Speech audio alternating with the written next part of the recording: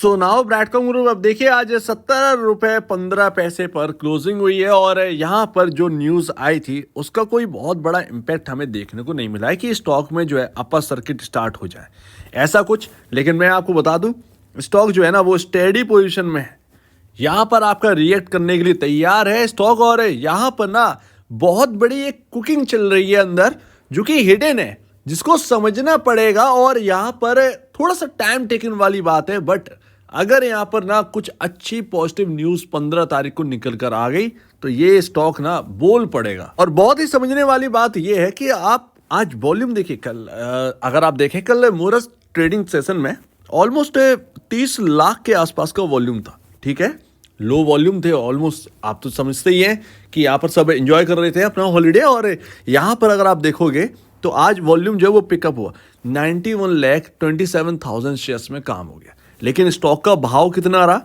एक रेंज में 16 रुपये 65 पैसे लो और 17 रुपये 30 पैसे, यानी कि कुल 95 पैसे, 0.95 पैसे में 1 रुपये के अंदर अंदर एक दायरे में ये स्टॉक रहा। कोई बहुत बड़ी उछाल नहीं, और एक बार जैसे ही 17 रुपये के ऊपर आ गया ये स्टॉक के अंदर कोई मूव आया ही नहीं। यानी कि ये सारे के सारे वॉल्यूम जो है ना, आप कह सकते हैं कि एक इन्वेस्टमेंट चल रही है। अब इसको पहचाने कैसे, क्योंकि काफ़ी दिन हो गए एक रेंज में बैठे बैठे बैठे, वॉल्यूम तो हो जाते हैं 60 70 80 लाख 90 लाख के आसपास, तो इतना सब जाता कहाँ है। ये सब जा रहा है भैया इन्वेस्टमेंट, आपके पीठ पीछे इन्वेस्टमेंट हो रही है अच्छी खासी। क्योंकि इससे आप समझोगे डिलीवरी वॉल्यूम देखिए जरा, आपको समझ में आ जाएगा। इस तरीके की डिलीवरी है। 12 तारीख को आप देखिए दिवाली के दिन 1 घंटे के लिए ओपन हुआ, 76.80% की आप देख रहे हैं डिलीवरी क्वांटिटी, सबसे हाईएस्ट। 10 नवंबर को 60%, 9 नवंबर को 60% के आसपास, 8 नवंबर को 62.20%। तो ये सब इन्वेस्टमेंट ही तो है, ये सब अपना घर ले जा रहे हैं, ये शेयर्स बांध कर ले जा रहे हैं। कोई भी ट्रेडिंग जो है वो अभी चल नहीं रही है। ट्रेडिंग वॉल्यूम आपको पता चल जाए, जैसे वो 1.5 CR का वॉल्यूम निकलना स्टार्ट हुआ, आप समझिए ट्रेडिंग स्टार्ट हो गई है इस स्टॉक के अंदर कहीं ना कहीं। तो इसीलिए लग रहा है कि स्टॉक जो है ना वो स्टेडी पोजीशन में, कुछ ना कुछ खबर आनी है। और ये स्टेडी पोजीशन ना ये अचानक से रिएक्ट करेगा, अचानक से रिएक्ट करना स्टार्ट होगा, और अपने को तो समझने का टाइम भी नहीं मिलेगा। ये सिंपली बात है। और वो यहाँ पर दिख भी रहा है, एक प्राइस एक रेंज में चल रहा है, और यहाँ पर ना अब आप आ चुके हो थोड़ा सा बेटर पोजीशन पर। तो एक बहुत बड़ा स्ट्रक्चर, ब्रैडकॉम ग्रुप की एक स्टोरी ही अलग है। अगर आप देखें मार्केट के अंदर बिल्कुल डिफरेंट, ये तंग भी कर रहा है आपको। यहाँ पर ना बहुत कुछ देखने को मिलेगा भी। अभी ये तो शुरुआत है, अभी बहुत कुछ बाकी है कंपनी के अंदर देखना है, स्टॉक पर भी देखना है। और जैसा कि कभी कभार मैं आपके सामने यूएस के स्टॉक्स लाता रहता हूँ, जैसे एडटेक से बहुत सारी चीज़ें जो है वो हमने देखी। एडटेक स्टॉक भी मैंने आपको दिखाया था, वो किस तरीके से 90% क्रैश हो गया था, अभी वो रिकवर कर गया। ठीक है ना। तो मार्केट के अंदर कभी हार मत मानो, ये मत सोचना कि सब कुछ डूब गया। सीजी पावर में ना जब वो 70 रुपये पर 60 रुपये पर जिसने खरीद रखा होगा वो भी यही सोच रहा होगा कि भाई सब कुछ डूब गया। लेकिन अगर वो होल्ड कर गया हो ना, वो 60 रुपये से 5 गुना और हो गया, 300 रुपये और बिक गया, 300 के ऊपर ही बिक गया। किसी ने सोचा था सीजी पावर में ये होगा। तो एक ना समझने वाली बात है, वही एक पॉइंट करने वाली बात है कि यहाँ पर ना बिजनेस पर क्या इम्पैक्ट है, ये पूरी एनालिसिस होनी चाहिए, अगर आपको ट्रस्ट है तो आप यहाँ पर कंटिन्यू करिए।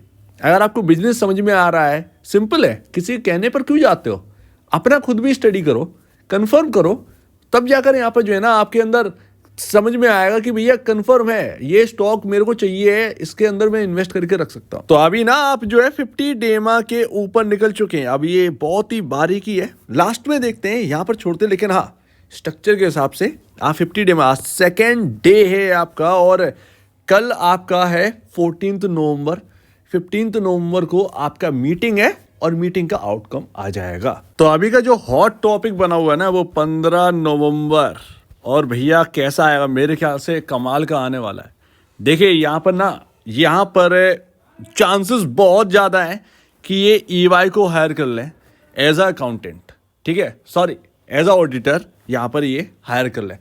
अच्छा, ये क्यों EY को क्यों कर सकते? EY ना बहुत पहले से ही इनका रिकॉर्ड जो है ना वो रखती आ रही, कुछ बहुत लंबा टाइम हो चुका है, और उसकी वजह से यहाँ पर ना ये जुड़े भी हैं ब्रैडकॉम ग्रुप के साथ, ठीक है। इजराइल की इतनी बड़ी सब्सिडरी को यहाँ पर जो सबसे बड़ा वेटेज रखती है उसका रेवेन्यू इनका हाथ से, मतलब ये ही ऑडिट करके देते हैं, सो दैट वो लंबे टाइम से जानते भी हैं, तो पूरा कंपनी का ऑडिट करने में कोई प्रॉब्लम नहीं होगी। और शायद ये बिग फोर के बारे में कंपनी कह भी चुकी है कि बिग फोर से लाने की कोशिश होगी शायद, कहीं ना कहीं पिछले बहुत टाइम हो गया उस लेटर में। अगर ये कहा है तो प्लीज़ कमेंट सेक्शन बता दीजिएगा अगर आपको याद हो तो। लेकिन मुझे लगता है कि कहीं ना कहीं ये ईवाई को हायर करने की कोशिश करेंगे और ये आते हैं बिग फोर में।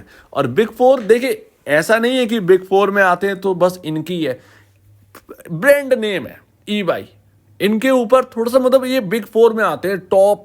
आप पूरे वर्ल्ड में अगर आप देख लोगे तो पूरे ईवाई यहाँ पर जो है ना बिग फोर में है, तो ये मायने तो रखते ही है। हो सकता है कि ये हैदराबाद का कोई एक लोकल लेकर आए या इंडिया लेवल के लेकर आए कोई बिग, तो वो भी पॉसिबल है। लेकिन देखते हैं अगर वो भी लेकर आएंगे, उसका एक अच्छी रेपुटेशन है तो भी कोई बुराई नहीं है, कोई प्रॉब्लम नहीं है, क्या दिक्कत है। लेकिन ईवाई अगर आ गया तो ये अपने आप में एक बड़ी बात है। बस ये इतना ही अंतर है कि एक हैदराबाद और ईवाई में कितना अंतर है, बस इतना ही अंतर है कि यहाँ पर ना ईवाई वर्ल्ड में आते हैं, हैदराबाद में अगर ये टॉप के किसी को लेकर आएंगे तो भी कोई प्रॉब्लम नहीं है, ऑडिट ही तो करना है तो वो यहाँ पर होकर रहेगा। और अभी ना सारी नजरें जो है वो 15 नवंबर को ही है। और देखिए ज़्यादा टाइम रह नहीं गया, कल का दिन बीच है, परसों यहाँ पर जो है मीटिंग है, ठीक है। एक बात याद रखिएगा कि अभी तो बहुत लंबा टाइम हो गया। मैंने एक वीडियो अपलोड करी थी आयशर, जब आयशर के ऊपर बहुत सारे एनालिस्ट जो है बस यही कहने लगे थे कि आयशर के दिन गए और ये स्टॉक का कुल मिला के मतलब ये आ गया थे स्टॉक जो है ना वो अब क्रैश हो सकता है, क्योंकि अब एंट्री हो गई है मार्केट में ट्रंप की, क्योंकि अब एंट्री हो गई है हार्ले डेविडसन की। मैंने उस वीडियो पहली बार वो वीडियो मैंने बनाई थी आयशर के ऊपर, और मैंने आपसे साफ साफ कहा था कि आयशर पर ही टिके रहना।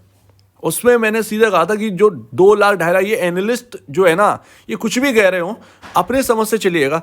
हार्ले डेविडसन की जरा बाइक का रिव्यू तो देखिए, ऐसे ही मैंने एस का किया था, एस एक्शन कंस्ट्रक्शन इक्विपमेंट 50 रुपए का था जब मैंने रिकमेंड किया था आपको।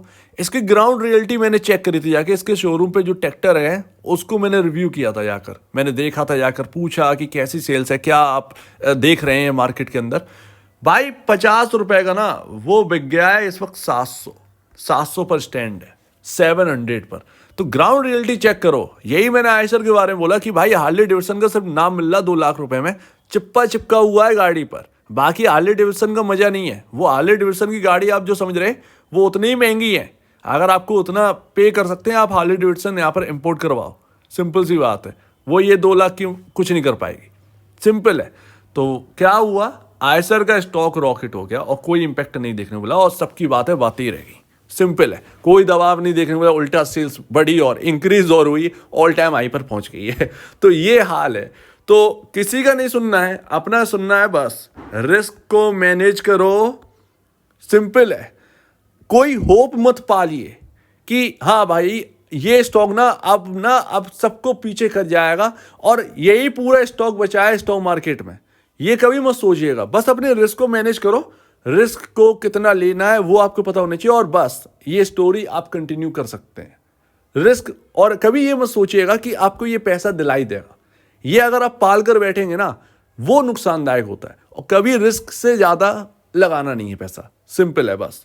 बाकी ये फंडामेंटल आपके सामने है ही, चमत्कार तो ये दिखाएंगे, ये तो कहीं ना कहीं लगता है। तो इंतजार रहेगा कल का दिन। और बाकी का म्यूचुअल फंड का किसी ने भी बिकवाली नहीं करी, हाँ दिखाना भूल गया, किसी ने भी बिकवाली नहीं करी, सबने खरीदारी करी है। ग्रो की नई एंट्री है, देखते हैं ग्रो किस तरीके से वेटेज बढ़ाता है इसके अंदर। आपके सामने ये ग्रीन लाइन है और यहाँ पर ना ये क्रॉस करिए और आपका सेकेंड डे है, दूसरा दिन है। ये 2 लास्ट की कैंडल को देखिएगा, आपको समझ में आएगा। ग्रीन के ऊपर, हालांकि ये जो रेड कैंडल दिख रही है वो इसीलिए है क्योंकि ओपन जो है ना हाई होता है, क्लोज जो है ना वो थोड़ा सा नीचे होता है, ओपन प्राइस के नीचे होता है। सो दैट्स वाई यहाँ पर जो है ना रेड कैंडल आपको देखने को मिलेगी। बट आपका यहाँ पर जो है ना सेकेंड डे था आज के दिन और आप 50 डेमा के ऊपर यहाँ पर क्लोज हो चुके हैं, तो ये एक अच्छी बात है। और अगर कंपनी से एक अच्छी खबरें आ गई तो ये फिर 21 की तरफ जो 200 डेमा है, ऑलमोस्ट 200 डेमा ही है, 100 में 100 के आसपास 100 या 200 देखा जाएगा, वो उधर की तरफ इंक्रीज यहाँ पर जो है ना बढ़ना स्टार्ट कर देगा, पॉसिबल है। सो लेट्स सी, देखते हैं। सपोर्ट तो अच्छा खासा बना के रखा है 16 रुपये 15 पैसे पर इस स्टॉक ने, और बाकी पैटर्न जो है ना वो बहुत बिग बन रहा है। सो दैट देखते हैं कि क्या यहाँ पर रहता है। अगर आप चार्ट को ओपन करके देखेंगे तो आपको समझ में आएगा। सो उम्मीद है आप इस बात को समझेंगे। आपका क्या कहना है इसके ऊपर कमेंट सेक्शन में, और वीडियो देखने के लिए बहुत धन्यवाद दोस्तों।